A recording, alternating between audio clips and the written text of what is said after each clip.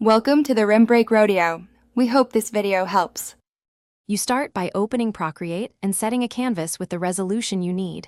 This affects line clarity. Next, pick a brush with a firm edge and low taper so lines don't thin unexpectedly. Once done, draw a stroke and hold your Apple Pencil down.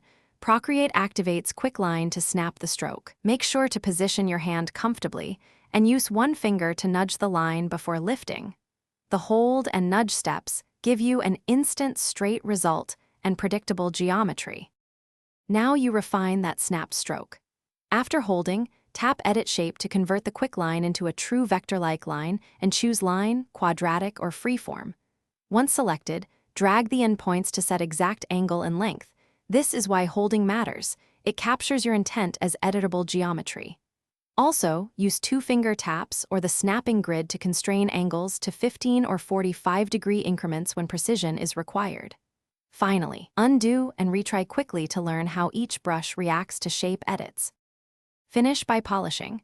Raise streamline and stabilization slightly to smooth future strokes, but not so high that responsive control is lost.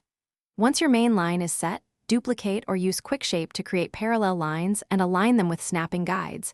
This speeds layouts and keeps spacing consistent. When satisfied, export in the format you need. If lines wobble, reduce brush jitter, disable tilt or pressure input, and recalibrate your pencil. These fixes address common hardware or brush config issues quickly. Thanks for watching. Consider subscribing if we helped you.